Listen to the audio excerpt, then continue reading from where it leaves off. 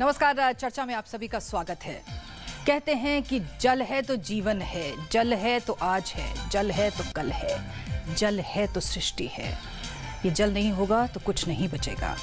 लेकिन जल की, पानी की ये दुख भरी कहानियां हम सुनते रहते हैं और ख़ास तौर पर जब गर्मियां आती हैं तो ये दुख भरी कहानियां भरपूर तरीके से चर्चा में शामिल भी हो जाती हैं, सुर्खियां भी बनाती हैं। लेकिन उसके बाद सुखाड़ और बाढ़ के साथ ही खबरों का रुख बदल जाता है। लेकिन समस्या जस की तस बनी रहती है। जल का संकट इस समय देश में गहरा रहा है। 2 साल के लगातार सूखे के बाद पानी की कमर जैसे टूट गई है। आखिर क्या कर रहे हैं हम जल के संरक्षण के लिए? किस प्रकार से इस जल संकट से निपटने की हमारी तैयारी है? आज इसी पर हम बात करेंगे। चर्चा में हमेशा की तरह हमारी जनता जनार्दन और हमारे विशिष्ट मेहमान यहाँ बैठे हैं जिनसे हम बात करेंगे। आइए सबसे पहले उनका परिचय हम आपसे करा दें। हमारे साथ राजेंद्र सिंह जी, जल पुरुष जाने माने और मैगसेसे पुरस्कार से सम्मानित और बहुत काम किया है। बहुत बहुत स्वागत है आपका। चंद्रभूषण जी, उप महानिदेशक centre for science and environment से आते हैं, आपका स्वागत है चंद्रभूषण जी। AB पांड्या साहब, जो कि पूर्व चेयरमैन रहे सेंट्रल वाटर कमीशन के, आपका स्वागत है पांड्या जी। KB विश्वास साहब हमारे साथ हैं, जो कि चेयरमैन है सेंट्रल ग्राउंड वाटर बोर्ड से आते हैं, आपका स्वागत है विश्वास जी। अभिनंदन थोराट, वरिष्ठ पत्रकार, पुणे से आए हैं, बहुत बहुत स्वागत है अभिनंदन थोराट जी। और संजीव शर्मा जी हमारे साथ हैं, जो कि फोर्स वाटर हार्वेस्टिंग, जो कि NGOs के साथ में काम करते हैं, आपका स्वागत है। तो तमाम मेहमान हमारे साथ यहाँ बने हुए हैं और हम देखेंगे कि क्यों हम अपनी धरती को पानीदार नहीं बना पा रहे हैं। आइए ज़रा जल संकट से जुड़े हुए कुछ तथ्यों पर हम विचार कर लें इस पैकेज के माध्यम से। शायद हम मौजूदा दशक के सबसे भीषण जल संकट के दौर से गुजर रहे हैं।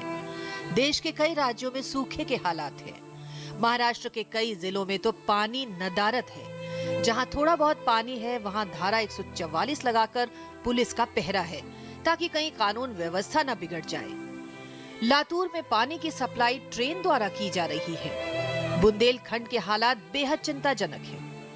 नासिक में गोदावरी नदी का घाट पहली बार सूख गया है। रेस्टोरेंट्स ने फैसला किया है कि वो ग्राहकों को कम या जरूरत के मुताबिक ही पानी सर्व करेंगे। पानी की कमी के चलते बंबई उच्च न्यायालय ने IPL के 13 मैचों को महाराष्ट्र से बाहर ले जाने का आदेश दिया है। सेंट्रल वाटर कमीशन के अनुसार भारत के प्रमुख रिजर्वायर्स में क्षमता का केवल 25% पानी ही बचा है। संकट सूखे के कारण और गंभीर हो चला है।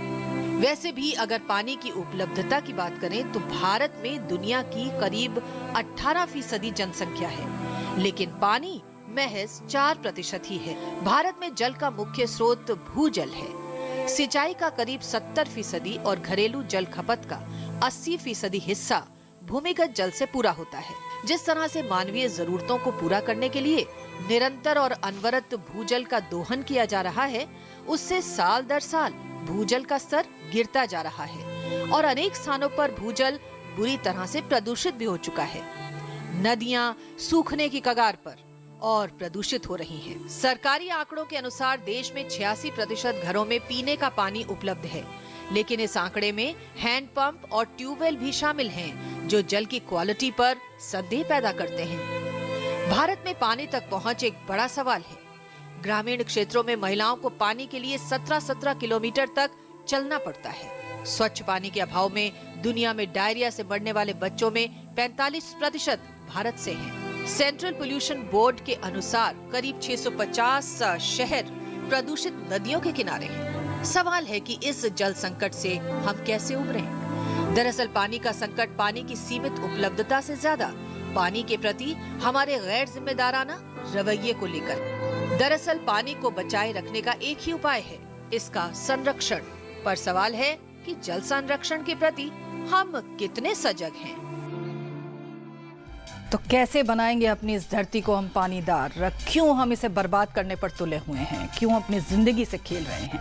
क्यों पानी की कमर टूट चुकी है? आइए आज इन्हीं सब मुद्दों पर बात करें। हमारे साथ राजेंद्र सिंह जी हैं। राजेंद्र सिंह जी, आपने तो लातूर का भी दौरा किया और लातूर हेडलाइंस बना रहा है कि पानी की जिस प्रकार की किल्लत है, गाड़ियाँ भेजी जा रही हैं वहाँ। क्या हालात है लातूर और देश के बाकी हिस्सों में भी हालात कोई बहुत अच्छे नहीं कहे जा सकते।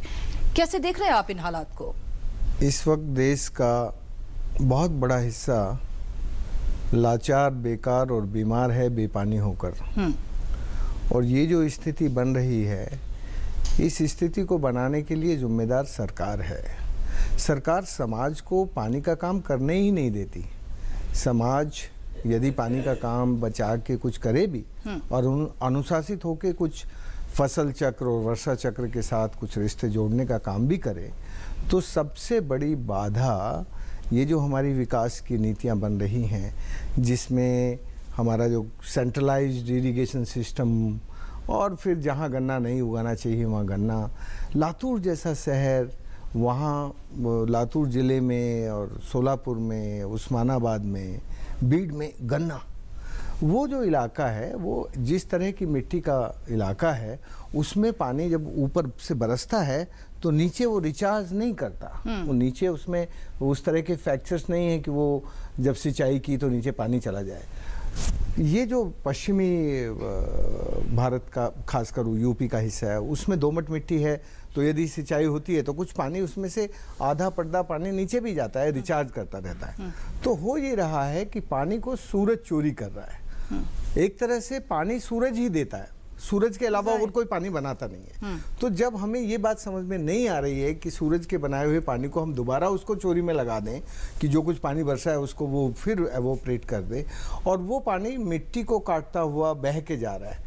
इस देश में जब तक हम इस फ्लो को स्लो नहीं करेंगे, जो पानी दौड़ के चला जाता है उसको चलना नहीं सिखाएंगे, पकड़ के उसके मिट्टी में नहीं रखेंगे, तब तक ये देश पानीदार नहीं बनेगा दोबारा। अभी जो इस देश की हालत हो गई है, उसके लिए इस देश में भूजल नियंत्रण अधिनियम बन जाते हैं, सब राज्यों में कुछ बने हैं, पर एक भी राज्य में उसकी ठीक से अनुपालना नहीं होती।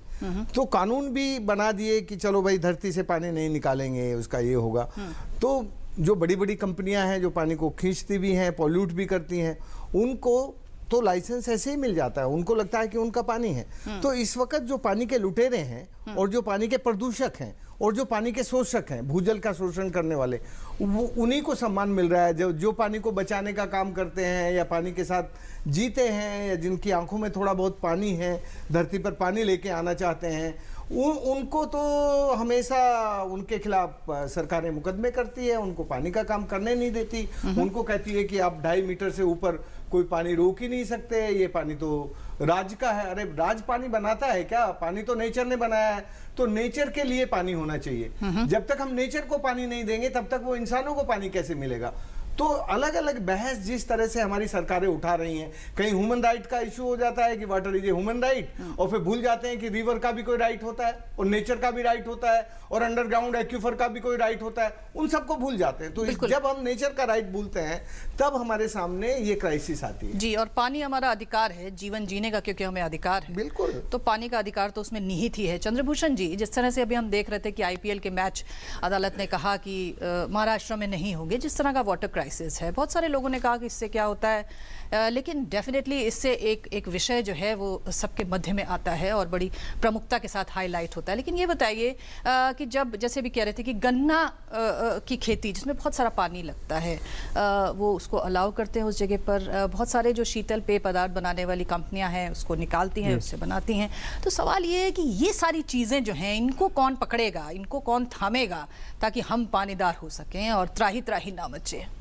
देखिए, पानी का जो प्रॉब्लम आज के दिन में देश में है और हर एक साल हम इस चीज़ को फेस कर रहे हैं। अगर आप देखें तो पिछले 7 खेती का जो सीज़न रहा है वो किसी न किसी तरह से या तो अधिक पानी के कारण या कम पानी के कारण सफ़र किया है। 7 कंसेक्यूटिव जो फार्मिंग सीजन रहे हैं, और अभी भी कहा जा रहा है कि नॉर्मल मॉनसून होगा।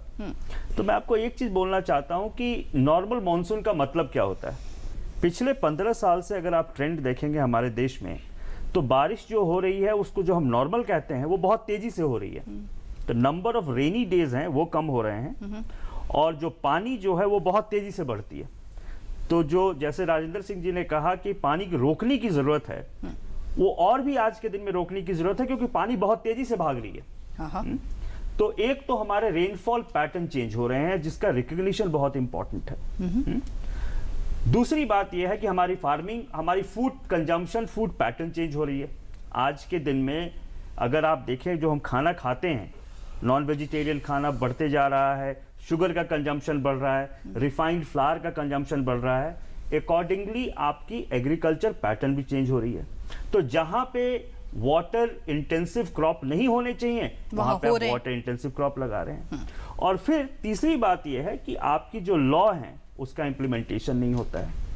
तो ये सब चीज को अगर आप मिला के देखेंगे तो एक तरह से मूल परिवर्तन की जरूरत है, और जिसमें कि लोगों का जुड़ाव की बहुत जरूरत है। जैसे कि राजेंद्र सिंह जी ने बताया किस तरह से हम लोगों को प्रमोट करें, ना तो पानी रोकना जरूरी है, लेकिन पानी का इस्तेमाल कैसे करें। लातूर जैसे जगह में बहुत से रेन वाटर हार्वेस्टिंग स्ट्रक्चर बने हैं। पानी रोकने का ऐसा नहीं कि काम नहीं हुआ है, लेकिन जहां भी पानी रोकने का काम हुआ है वहां पे आप गन्ने की खेती शुरू कर देते हैं। तो आपने पानी तो रोका लेकिन गन्ने की खेती कर रहे हैं, एप्रोप्रिएट एग्रीकल्चर नहीं हो रहा है। तो मेरे अंदाज से बहुत वाटर लिटरेसी जो टर्म कहते हैं, इस देश में वाटर लिटरेसी की जरूरत है ऊपर से नीचे तक की, और जिनको जो वाटर लिटरेट हैं उनके वॉइस को आगे लाने की जरूरत है। जी बिल्कुल। हमारे साथ एवी पांड्या साहब हैं जो कि पूर्व चेयरमैन सेंट्रल वाटर कमीशन से आते हैं। पांड्या जी, जो रिपोर्ट्स हम लोग पढ़ रहे हैं वो ये बताती हैं कि जो देश भर के रिजर्वॉयर्स हैं उसमें 24% पानी बचा है। तो जाहिर है ये सुन के तो लगता है कि मतलब हम बिल्कुल ही उस कगार पे खड़े हुए हैं जहां पानी बिल्कुल हमारे से दूर हो रहा है। देखिए, बात यह है कि हमारे यहाँ जो भी रिजर्वॉयर्स बनते हैं उसमें हमने जो है ये इस तरीके का जो क्लाइमेट रेजिलियंस है वो अभी तक हम दे नहीं पाए हैं। उसके काफ़ी सारे कारण रहे हैं। इन्वेस्टमेंट का कारण रहा है, उसमें हमारा लैंड यूज़ वगैरह के जो प्रॉब्लम्स है वो भी रहे हैं। पर हमारा जो जितने भी रिजर्वॉयर्स बने हैं इस देश में वो एनुअल हाइड्रोलॉजिकल साइकिल पे बने हैं, और हम यही एक्सपेक्ट करते हैं कि जब हर साल का पानी जितना आएगा उस साल में वो पानी पूरा का पूरा यूज हो जाएगा और उसके बाद फिर नया पानी आएगा।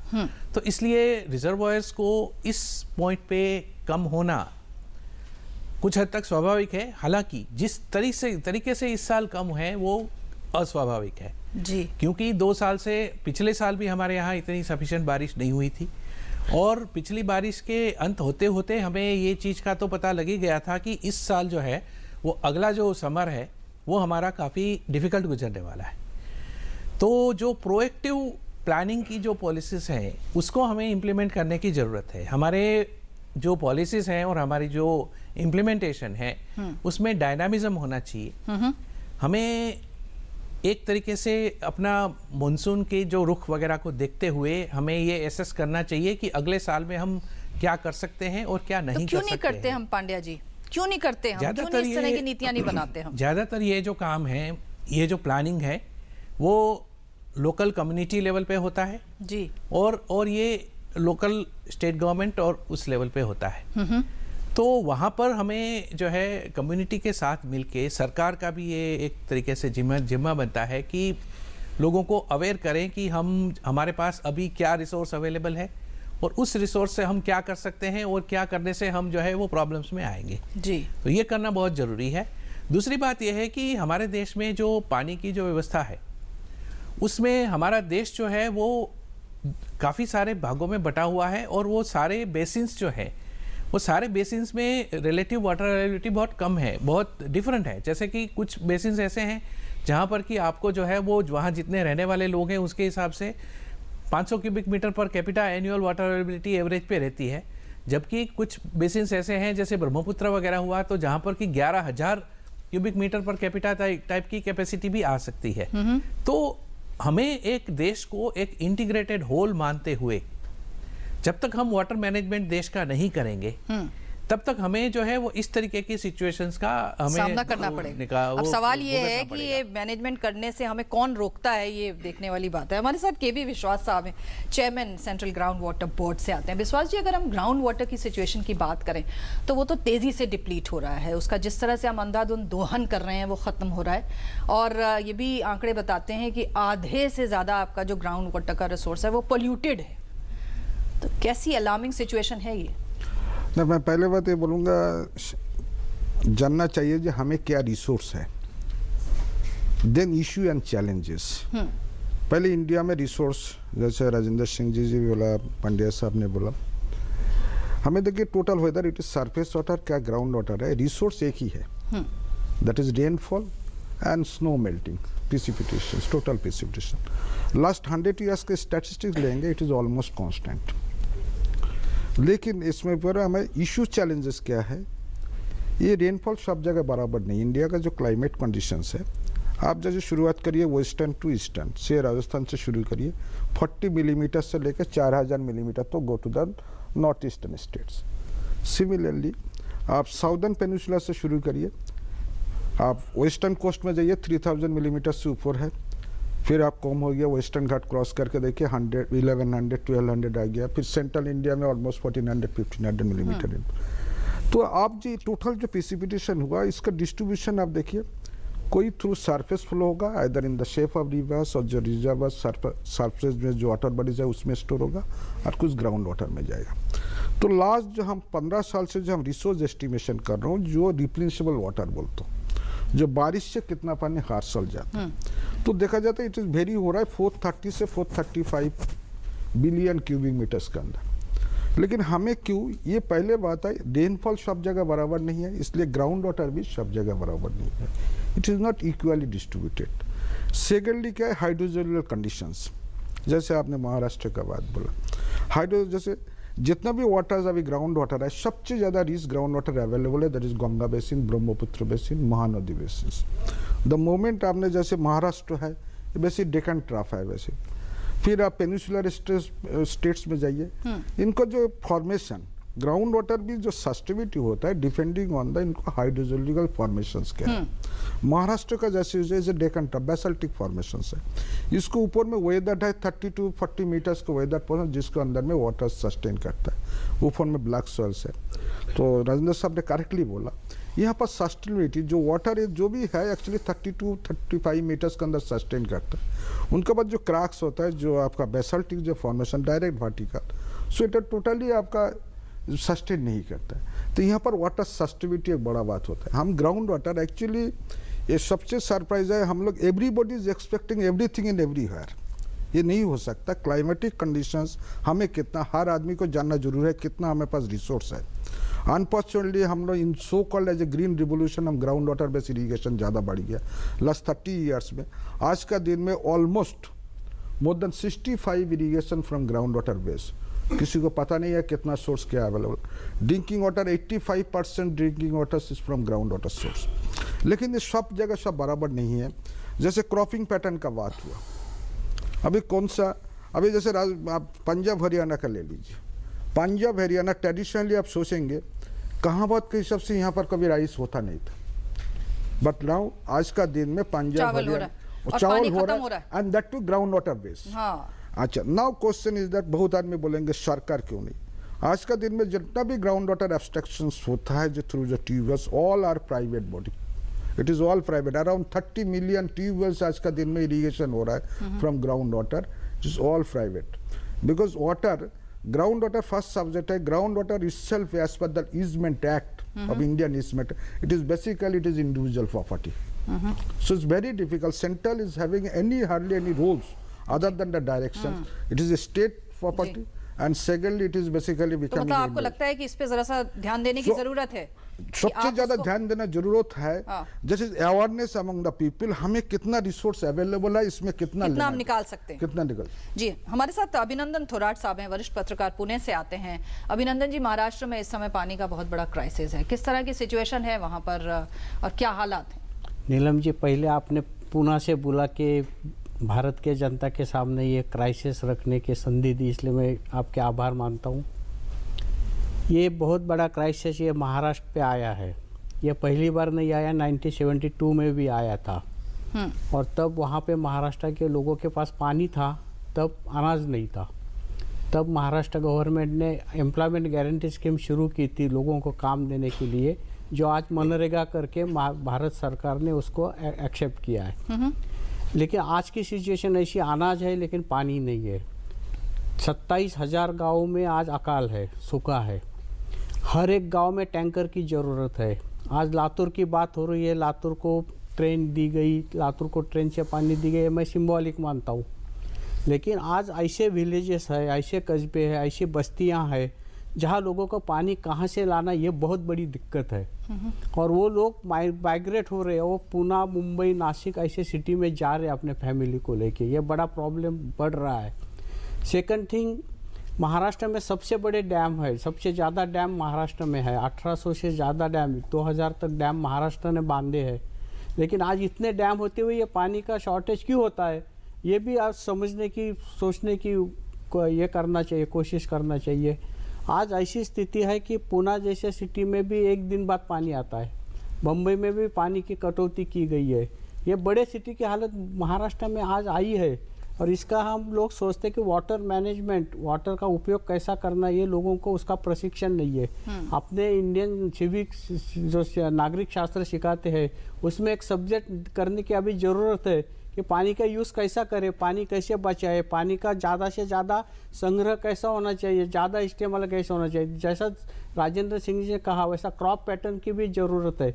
महाराष्ट्र की एक अनफॉर्चुनेट चीज़ ऐसी है कि महाराष्ट्र की रूरल एरिया की इकोनॉमी और शुगर फैक्ट्री और कपास के सूद गिरने के ऊपर है, इसलिए वो शेतकरी ज़्यादा उसके पीछे जाते हैं और वो गन्ना लगाते हैं, ये करते हैं। लेकिन उसके लिए भी ट्रेनिंग देने की गरज है कि पानी कितना देना चाहिए, कम देना चाहिए, कम पानी में घूस कैसा आएगा ये देखना चाहिए। ये सब ऐसा एक दुष्ट चक्र है। और पुणे के लड़कों ने सिटी प्राइड नाम का स्कूल है, वो बच्चे इतने उन्होंने सोचा कि ये पानी की टंचाई तो हम क्या करें, तो उन्होंने अपने स्कूल से घर जाते वक्त वाटर बैग का पानी जो है, जो रहता है, वो स्कूल के ड्रम में डाला और वो ड्रम का पानी वहाँ के पेड़ों को दिया। एक आदर्श बच्चों ने डाल दिया। यह सब ने करने की जरूरत है। बिल्कुल सही कह रहे हैं आप, पानी को बचाने की निश्चित तौर पर जरूरत है। हमारे साथ Sanjeev Sharma, force water harvesting एक एनजीओ, उससे आते हैं संजीव जी।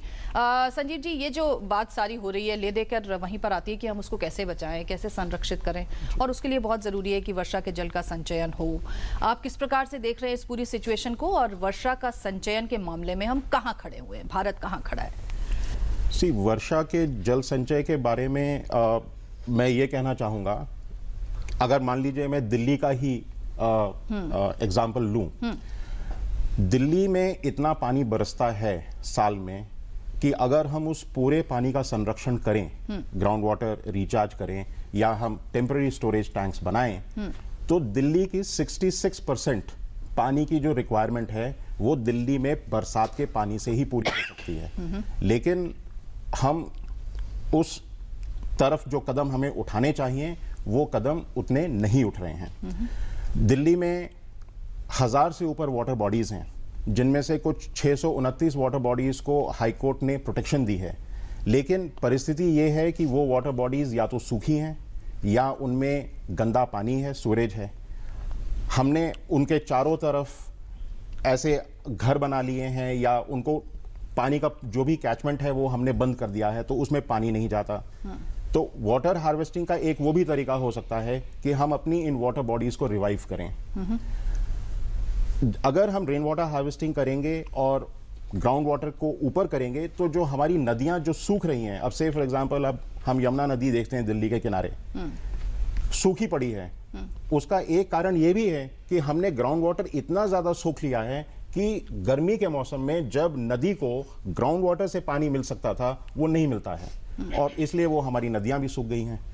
तो ये सारी चीजें अगर हम ग्राउंड वाटर रिचार्ज करें, पानी को बचाएं। दिल्ली में अब से फॉर एग्जांपल अगर मान लीजिए जैसे 100 मीटर का घर है, 100 मीटर का घर है, उसमें 4 या 5 लोगों का परिवार है, उनकी अगर पानी की रिक्वायरमेंट, मैं खाने पीने की पानी की रिक्वायरमेंट की बात कर रहा हूं, तो प्रति व्यक्ति अगर मैं 10 लीटर पानी मानता हूं खाने पीने के लिए, बाकी चीजों के लिए नहीं, तो 50 लीटर पानी उनको प्रतिदिन चाहिए, यानी कि साल में 20,000 लीटर पानी। 20,000 लीटर पानी का मतलब ये हुआ कि अगर एक 20 क्यूबिक मीटर का एक स्टोरेज टैंक उस प्लॉट में अगर बनाएं, तो उनको बारिश का पानी ही इतना मिल जाएगा, क्योंकि उस 100 स्क्वायर मीटर के मकान में दिल्ली में 611 mm पानी बरसता है साल में, तो इसका मतलब है 60,000 लीटर पानी उस 100 मीटर के प्लॉट पे गिरता है। बिल्कुल। और उसमें से अगर आप 20,000 लीटर अपने पानी को साल भर के लिए बचा के रख लें, तो आपको किसी की तरफ देखने की जरूरत ही नहीं पड़ेगी।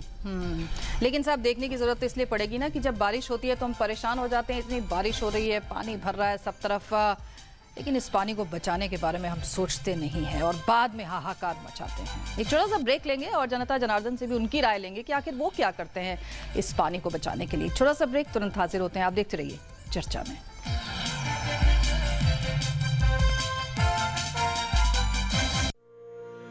सूखा हो या बेमौसम की बरखा हो, कीड़ा लगे खेत में या दुविधा हो, बहुत ही कम प्रीमियम पे पूरी हो भरपाई, फसल बीमित रहे कटाई के बाद भी भाई। हाँ, ऋणी या अऋणी अब हर किसान लाभ उठाए, एक मौसम कदर है सब किसान बीमा कराए, प्रधानमंत्री फसल बीमा योजना से हर किसान मुस्काए। कृषि और किसान कल्याण मंत्रालय द्वारा किसान हित में जारी। सुनो सुनो किसान भाइयों, सुनो सुनो, ओ सुनो सुनो किसान भाइयों, सुनो सुनो, सुनो सुनो किसान भाइयों, ध्यान लगाकर बात सुनो। नीम कोटेड यूरिया आया, खेती में नई क्रांति लाया, इससे यूरिया की क्षमता और बढ़े, नाइट्रोजन जमीन को बेहतर मिले, नीम के गुणों से कीटाणु मरे, पानी को दूषित ना करे। तो भाइयों, नीम कोटेड यूरिया से हो मेहनत सफल, बेहतर हो खेत, पानी और फसल। कृषि और किसान कल्याण मंत्रालय द्वारा किसान हित में जारी।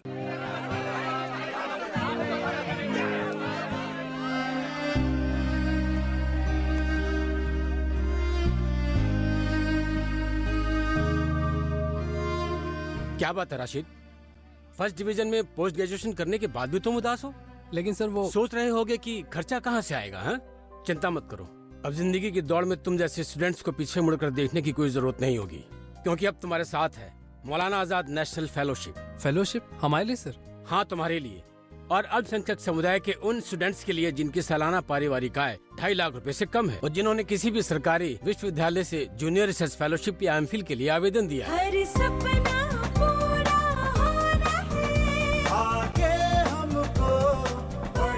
अधिक जानकारी के लिए लॉग इन करें www.minorityaffaires.gov.in पर या कॉल करें टोल फ्री नंबर 1800112001 पर। सबका साथ, सबका विकास। उंगली थाम के जिसने चलना सिखाया, कड़ी मेहनत करके हमको पढ़ाया, हमारी खुशियों को अपनी खुशी बनाया, जिंदगी के हर सुख दुख में जो एक साया बनकर साथ रहे, ढलती उम्र में इन्हें अकेला ना छोड़ें। ध्यान रखें, माता पिता एवं वरिष्ठ नागरिक भरण पोषण एवं कल्याण अधिनियम 2007 के तहत माता पिता की देखभाल करना हमारा कर्तव्य है और उनको बेसहारा छोड़ना एक दंडनीय अपराध है। सामाजिक न्याय और अधिकारिता मंत्रालय, भारत सरकार द्वारा जनहित में जारी। मुबारक हो सेठ जी, आखिर चौधराइन आई गई कर्जा मांगने। आओ आओ चौधराइन। राम राम सेठ जी। सुना है बिटिया की शादी तय हो गई है? हाँ सेठ जी, बहुत अच्छा घराना है। कुछ रुपए पैसों की मदद हो तो? नहीं नहीं सेठ जी, मैंने इसके लिए ग्रामीण डाक जीवन बीमा पहले से ही करा रखा है, फिर भी जरूरत हुई तो दूसरी पॉलिसी पे लोन ले लूंगी। मैं तो बस ये न्योता देने आई हूँ। ग्रामीण डाक जीवन बीमा, ताकि आपकी शान हमेशा बनी रहे।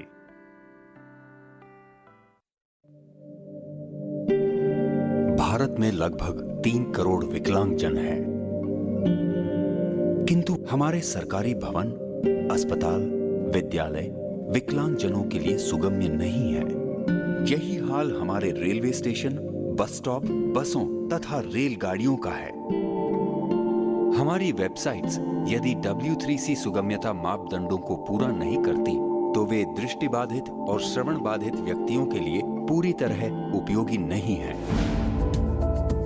आइए हम बाधा रहित वातावरण का निर्माण करें। सुगम्य भारत अभियान। देश का प्रत्येक विकलांगजन अन्य सामान्य व्यक्तियों के समान स्वावलंबी होकर सम्मान और गरिमा के साथ जीवन यापन करे। सुगम्य भारत, सशक्त भारत।